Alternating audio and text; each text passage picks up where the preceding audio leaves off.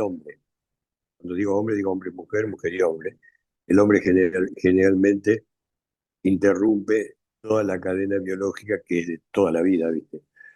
Y eso es lo que pasa. Hay una cadena trófica que vos la has definido, que está desde siempre, pero el hombre la interrumpe generalmente aplicando productos químicos, insecticidas y herbicidas, y rompe ese equilibrio, ¿no? ¿Y cómo tendríamos que hacer para que estamos en una era donde la tecnología avanza, donde la inteligencia artificial prácticamente nos domina y todavía no podemos resolver el tema de lo que consumimos, porque lo que consumimos es nuestra salud? Tantas enfermedades están muy estrechamente con la alimentación que nosotros tenemos. Porque el problema somos nosotros, los seres humanos. Ese- y aparte la falta de empatía al semejante y también los químicos en la agricultura, bien usados, correctamente usados, bueno, no son a veces complicados porque en las grandes extensiones, suponete, si uno tiene una planta de palta, suponete, controlar lo que llamamos maleza es muy sencillo, con una asada en una planta la controlar. Pero si uno tiene 10 hectáreas de palta, ya se complica un poco, o tiene una hectárea de maíz o muchas hectáreas, no es fácil el control manual o mecánico o a pequeña escala, tiene su historia. Pero el tema el manejo de los herbicidas e insecticidas es un gran problema que tiene el ser humano, donde fundamentalmente hay un actor principal que rompe muchas estructuras y muchos códigos de convivencia que se llama don dinero. Y toda la nutrición que está en el suelo. Pero eso es mito o realidad, porque te dicen, no, nosotros no podemos tener una huerta grande, por ejemplo, un cultivo grande, tenemos que arrasar con todos lo suyo, las malezas, porque se necesita mucha mano de obra y los agroquímicos, todo eso son para las grandes extensiones, pero para las pequeñas huertas, por ejemplo, o los pequeños cultivos, no. Es como que un mito. Ah, eso vos estás hablando de comer quizás orgánicamente, porque es un lugar chiquito donde vos lo podés mantener y en grandes extensiones no. Sin embargo, hay países en Europa, también en América, sobre todo en el norte de Estados Unidos, si mal no me equivoco, no recuerdo, que en cantidad de leguas está la agroecología. Y es como había dicho este japonés, Fukuoka, no me acuerdo cómo se llama, que el hacer de no hacer nada, y se ha comprobado que en grandes extensiones también se puede preservar la naturaleza. Por supuesto que se puede preservar, pero por eso te digo, hace falta conocimiento, hace falta ganas de trabajar y sobre todo pensar en el semejante, que no es fácil, ¿viste? En Argentina no es fácil. Por ejemplo, el control de lo que llamamos maleza, hay muchas maneras de controlarlo, depende de la extensión. Si uno tiene una huerta de 1 metro por 1 metro, con una asada y ganas de trabajar, las malezas pueden ser perfectamente lo que llamamos agroecológicas, o en el patio de la casa de uno, pero si uno tiene, suponete, 1 hectárea de zapallo, 1 hectárea de tomate, 1 hectárea o sea, los controles son, pero también para esas extensiones hay productos naturales. Hay que tener el conocimiento y la gana de trabajar y la conciencia de poder hacerlo. Mira, ahora casualmente está apareciendo no sé, tenés unos minutos, te cuento una historia. Sí, sí, sí, tenemos tiempo, sí, sí. En el 2004, bueno, yo trabajé durante 20 años recorriendo Argentina con el conocimiento que he aprendido en zoología, en sistemática y botánica y otras materias, en la Facultad de Agronomía de Buenos Aires, hasta que un día decidí abandonarla para recorrer por 20 años un poco de Cuba, Perú, Bolivia, Argentina y Brasil para hacer estos manuales que estoy haciendo. Llevó un poco de tiempo. Y me ganaba la vida trabajando como fotógrafo. Y una empresa un día me manda al norte a hacer unos manuales para Malisa, para su empresa y sus productos, ¿no? Era el 2004. Y ahí había un cultivo de soja y había manchones de sorgo Alepo, fórmula alepense.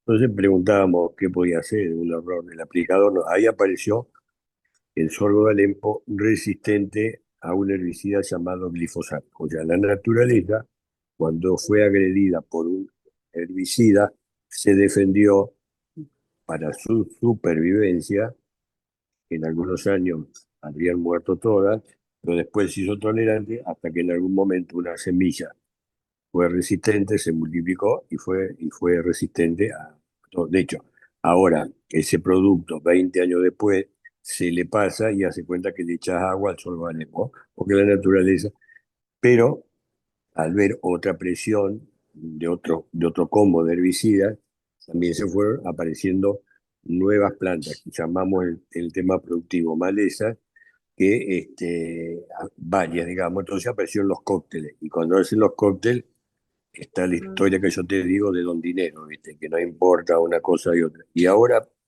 hace muchos años, había una herbicida llamada 2,4-D que se usaba un poco para controlar maleza en trigo o cebada, que a su vez era un componente de la gente naranja que se pasaba en la lucha que tuvo Estados Unidos con los vietnamitas, que arrasaban todos los montes o los bosques o la selva, porque estaban ellos abajo para, bueno, para matarnos, ¿no? A los seres humanos. Y ese ahora, hay una empresa que le han colocado a través de la ingeniería genética a la soja y al maíz resistencia a ese herbicida, 2,4-D. Bueno, eso es un desastre. Esto ya Claro, está pasando ahora, bueno, porque está pasando. ese es más que resistencia y uno cada vez le pone cada vez más productos y es lo que consumimos. Y yo creo que también, para mí pensar, ¿no? Que no es que quizás la gente no tome conciencia, sino que también está el hecho de muy difícil de ser agroecológico, de ser sustentable, porque es muy caro ser agroecológico. La alimentación agroecológica es cara de por sí.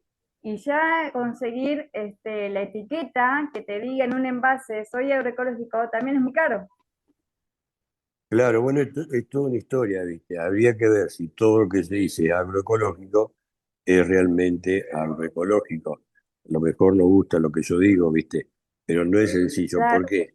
Porque siempre para que las malezas no estén presentes en los lugares que no quiere uno, tiene que llevar un implemento o el cuerpo de uno, y a veces uno mañerea en recorrer esos cultivos. Pero este agroquímico que yo te digo tiene un inconveniente. Supongamos que una persona tiene 10 hectáreas de soja, ¿no? Y lo aplica. Si lo aplica en su propio predio, bueno, no hay inconveniente. Pero lo que tiene en este caso específico, que un pequeño viento, y como es volátil, lo hace volar a los vecinos. Y claro. ahí causa prejuicio, digamos, ¿no?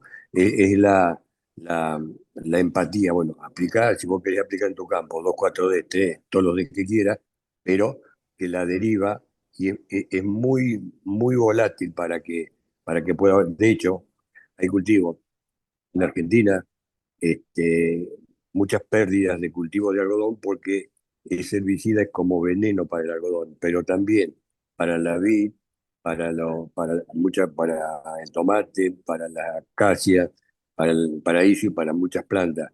Entonces depende mucho también de la conciencia de quién aplica en su determinado lugar. Estamos conviviendo con químicos toda la vida nosotros.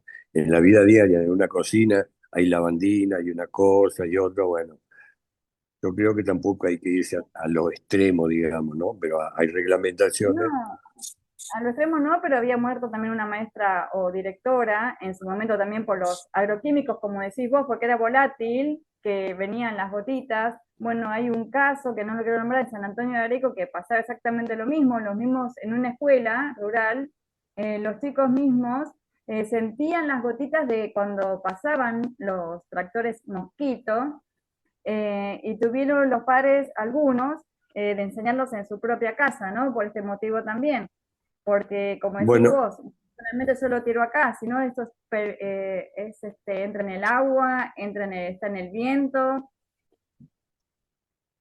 claro, eso no debiera pasar, porque quien hace la aplicación aplica en el predio que tiene que hacerlo, pero no está aplicando en otros lugares, porque a mucha gente le parece que lo aplicó en su predio, pero bueno, pero tu mosquito, como decís, no está en el campo mío, pero está el producto tuyo, ¿viste?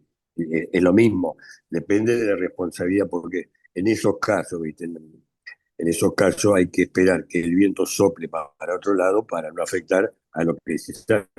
Ni qué Sí, contarte lo que pasa con las colmenas y las abejas.